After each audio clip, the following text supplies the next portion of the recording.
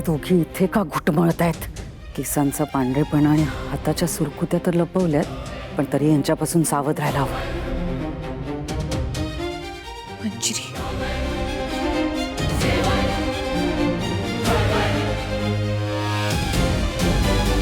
मंजिरी,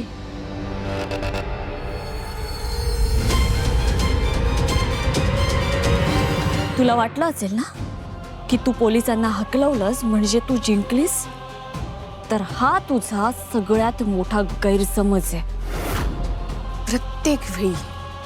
प्रत्येक वेळी अथर्वने तुला वाचवलंय, पण तो दिवस आता जवळ आलाय जेव्हा ते स्वतः तुला पोलिसांच्या ताब्यात देतील. लक्षात ठेव तू हे. तेव्हाच तेव्हा बघून घेऊ. बस पोकळ धमक्या देऊ नका मला.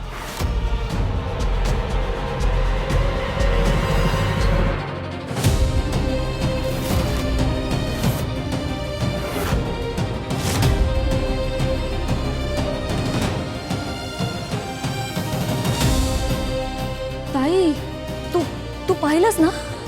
हो, मंजिरीला काहीतरी झालंय अगं. आणि तिच्या हाताला नक्की काय झालंय हे मी शोधून काढेन.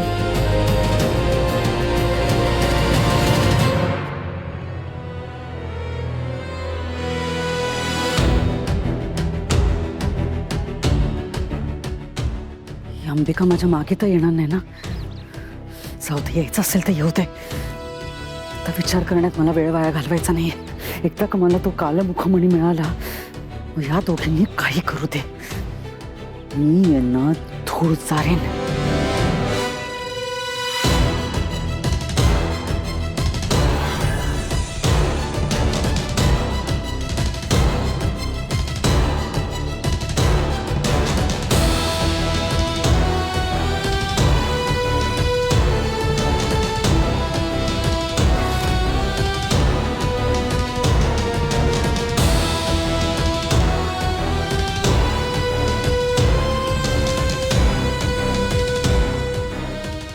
मंजिरीच्या हाताची ही अशी अवस्था का झाली आहे? तिला एखादा आजार वगैरे झालाय का?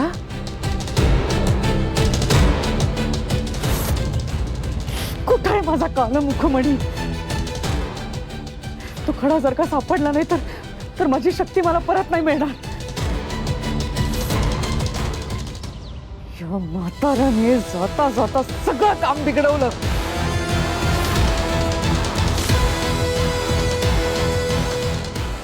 काय? मंजिरीकडे आता शक्ती नाहीये? बाबा, तुम्ही गेलात पण घरच्यांच्या हिताचं करून गेलात. तुमच्यामुळेच आज मंजिरीची शक्ती तिच्याकडे नाहीये. आणि हा आपला विजय आहे. आत्ता माझ्या लक्षात येते, शक्ती नसल्यामुळेच मंजिरीच्या हाताची ही अवस्था झाली असेल. तिच्यासोबत काहीतरी विचित्र घडायला लागलंय आणि हेच चांगले संकेत आहेत.